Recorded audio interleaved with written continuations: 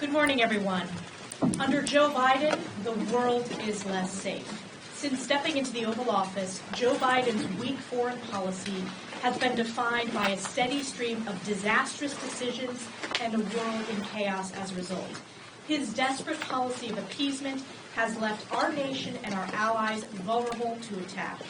Make no mistake, Vladimir Putin invaded Ukraine because Russia feared no reprisal from Joe Biden. Communist China flew a balloon over the United States, and Joe Biden allowed it.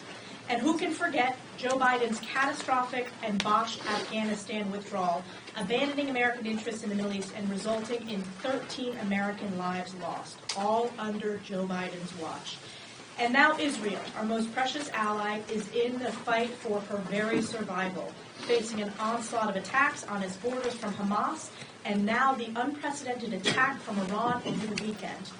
Russia, Communist China, and Iran have been emboldened by the utter failures of Joe Biden and the Biden administration. Our enemies do not fear recourse from America because of Joe Biden's weakness. For the sake of Israel's survival, our nation, and the world's security, we need to return to President Trump's peace through strength policies, which House Republicans proudly support. With that, we are joined by our Foreign Affairs Chairman, Mike McCall. Thank you, Madam Chair. Let me just say first, the world is on fire, and history will judge us by our actions. Were you Chamberlain or were you Churchill? It all started with Afghanistan, the debacle, the implosion, the surrender to the Taliban that projected weakness, not strength. It invited aggression, not peace. What happened? Putin and the Russian Federation, we saw it on satellite imagery, going down to Ukraine to begin their invasion, and we warned them. I talked to the ambassador, our ambassador to Ukraine yesterday. Kharkiv is on the verge of falling. That's 2 million people, and the power grid could be taken down. It's a very dire situation in her words. China is more aggressive now than ever, threatening to take over Taiwan that controls 90% of our advanced semiconductor manufacturing for the world. And now the Ayatollah has raised his ugly head with his proxies, his tentacles, and for the first time in history, unprecedented, an Iranian strike from Iran in Israel itself, on Israel soil. How did we get here? By projecting weakness, not strength. Iran, not enforcing sanctions. Energy sanctions to the tune of $80 billion were essentially waived so that China could buy $80 billion of energy and fund Iran's terror enterprise. What else happened? The UN sanctions expired. We did nothing on the drones and the missiles, the very same drones and missiles that we saw launched last weekend, last Saturday night. The same missiles and drones that we know Mr. Putin is buying and killing the Ukrainians with as they build a manufacturing base in Russia itself. We need to go back to the maximum campaign, pressure campaign. We need to enforce these sanctions. We need to redesignate the Houthi rebels as a foreign terrorist organization, for God's sakes. I don't understand this accommodation and appeasement to the Ayatollah in the hopes of some Iran deal when their own envoy, special envoy to Iran, is under FBI investigation for violations of his security clearance. You really can't make this up. The Speaker has a plan. We're going to address Israel. We're going to address Ukraine. We're going to address Taiwan. And we're also going to have a fourth package with things like My Repo Act to help pay for this from Russian sovereign assets. We're going to have a loan program for direct government payments. Creative ideas, a package that would be far better than the Senate's, and I want to thank the Speaker for his leadership in this very, very difficult time and very dangerous time. But the time clearly to act is now. I'm off to a hearing with Secretary Mayorkas We'll be walking over articles of impeachment today. We're going to demand the Senate do their constitutional responsibilities and hold a trial. This man is responsible for 200,000 people who are dead now because of fentanyl. This man is responsible for 350 on the terror watch list in this country now, posing a threat every day. 9 million encounters. He is responsible for releasing aggravated felons. In fact, in a memo, he told his agents, disregard Congress's law that says mandatory detention for aggravated felons, release them into society. We believe he merits impeachment. That is our message, and that is what we intend to do. And with that, I want to turn it over to our whip, Mr. Emmer.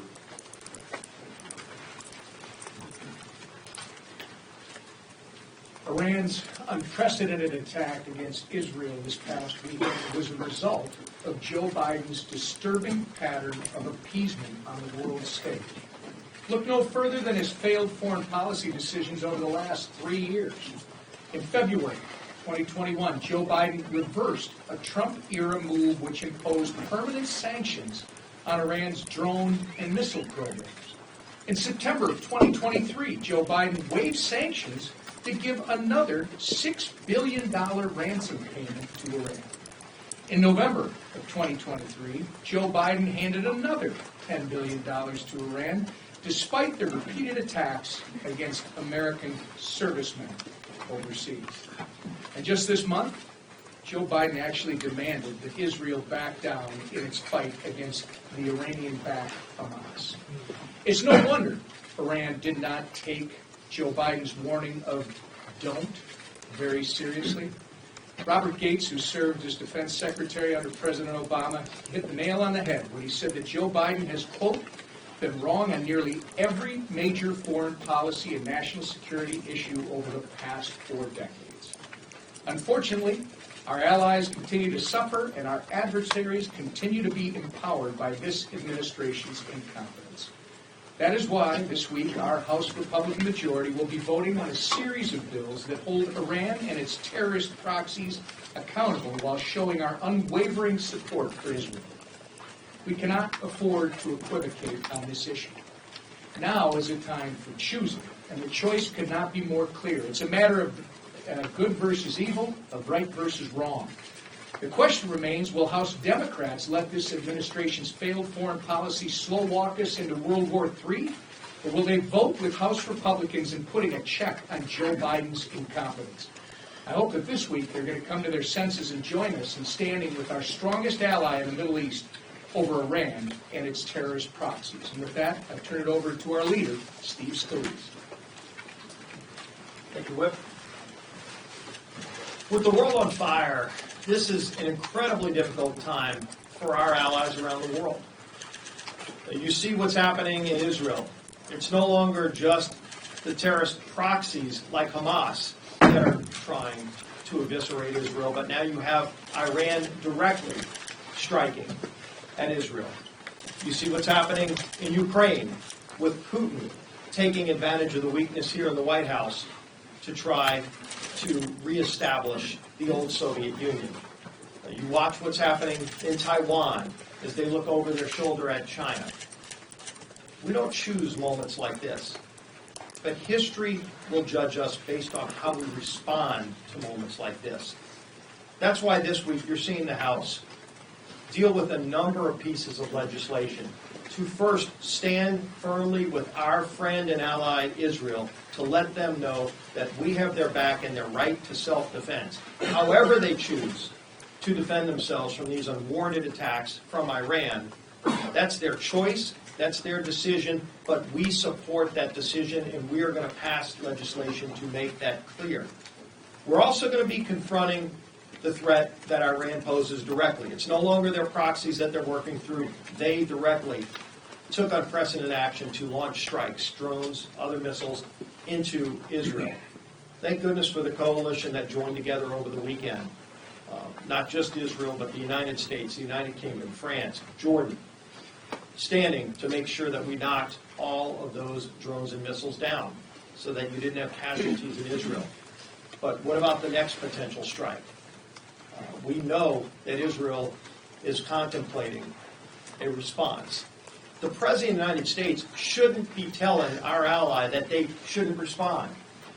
Imagine if the United States was attacked on our soil and you had an ally call and say, don't respond.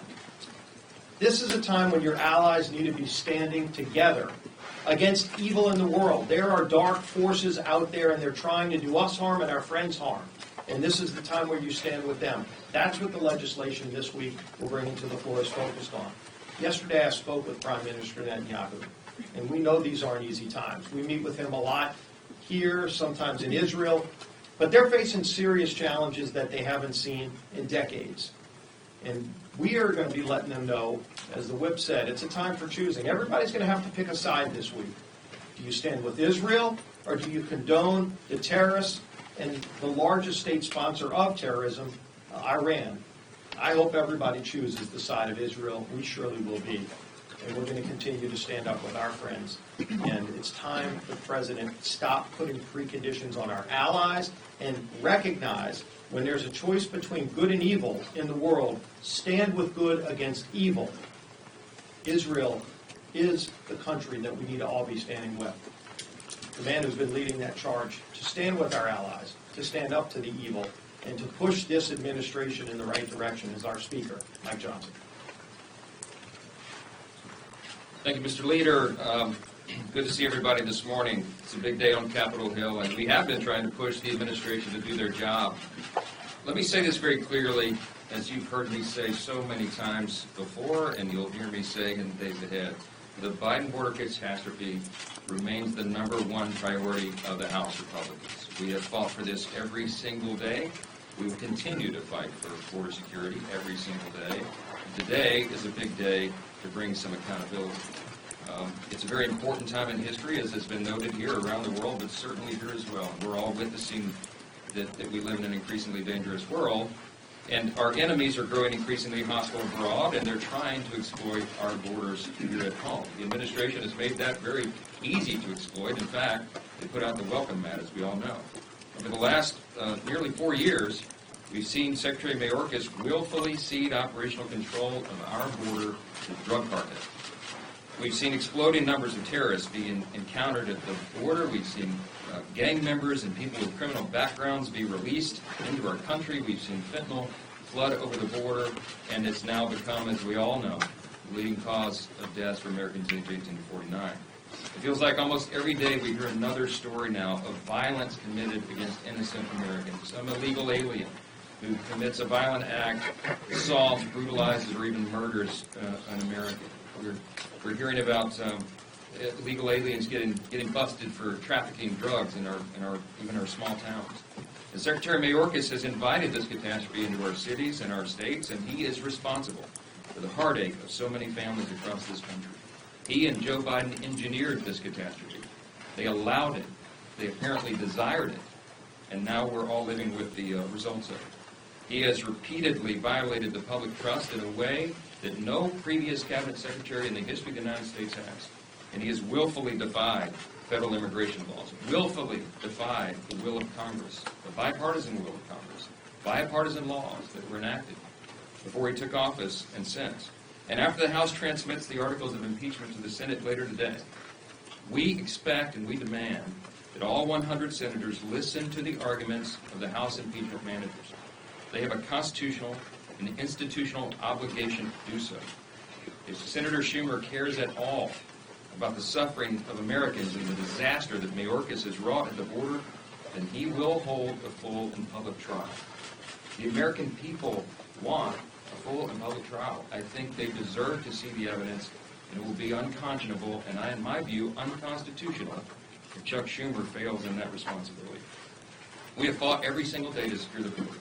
The accountability for Secretary Mayorkas is a long time coming, but obviously there's much, much more to do. We passed H.R. 2, as everybody knows, a long time ago.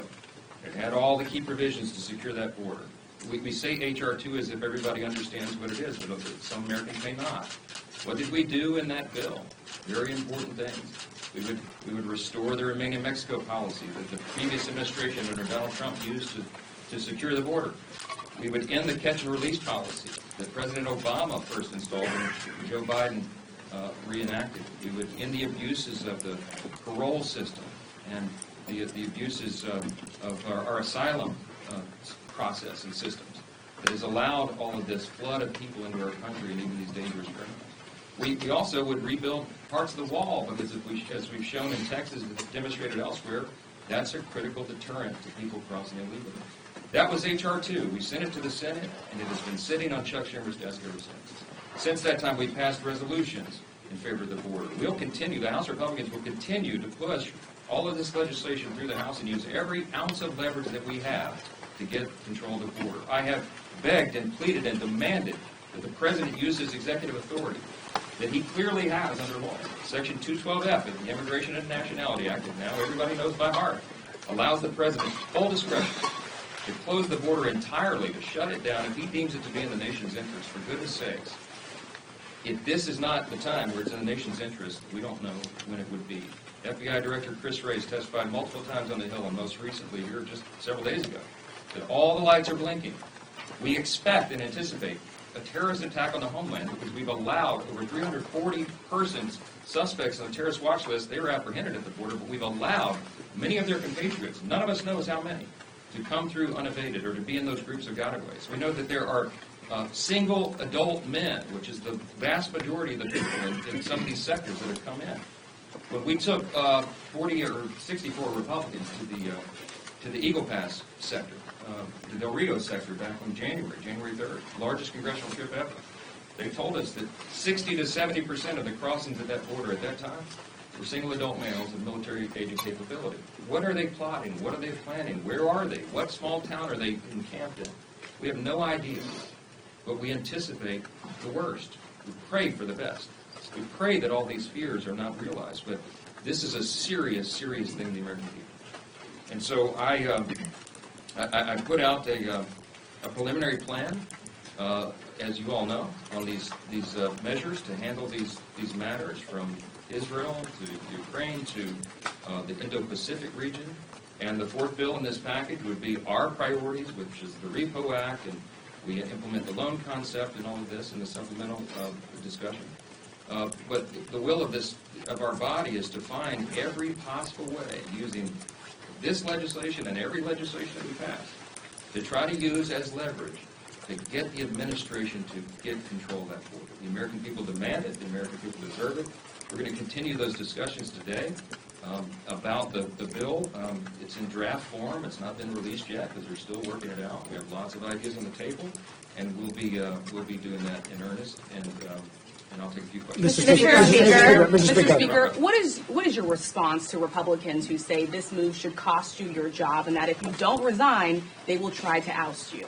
I am not resigning, and it is, in my view, an absurd notion that someone would bring a vacate motion, and we are simply here trying to do our job.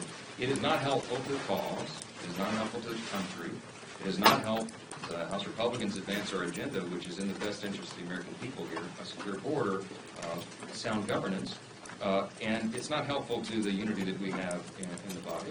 Look, we have a very important mission here. Our mission is very clear. The reason most of us, I can speak for the House Republicans, the reason every House Republican ran for Congress is that because they wanted to come here and help to save this beleaguered republic of ours. We want to save the country. We believe that we're in an existential moment. We really do. This is a civilizational moment. It's a moment where we're going to decide in this election cycle which vision we have for the country. See, we believe, and y'all have heard me say before, we believe in the founding principles, the foundations of America. Things like individual freedom and limited government and the rule of law, peace through strength, and fiscal responsibility, free markets, and human dignity, the foundational, the anchor points that make us the exceptional nation that we are. And right now we're in a political struggle, a battle between a completely different vision for the country. We have colleagues in the Congress who envision for us not those things. They have disdain for those things I just listed.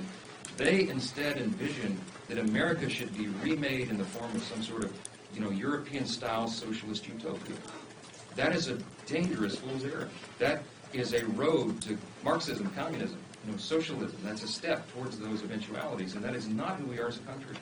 And so for us to accomplish our mission, which is to save the republic, we need to add more Republicans to the House and grow the House majority so we have more votes. We need to win back the Republican majority in the Senate, and we need to restore Donald J. Trump to the White House as our nominee. I believe all those things will happen, but we have to have a united front, and we have to have our members work together. And we'll be working today to do that very thing. Look, we are in unprecedented times. Okay, we're in dangerous times, as has been articulated here, around the world, and here at home.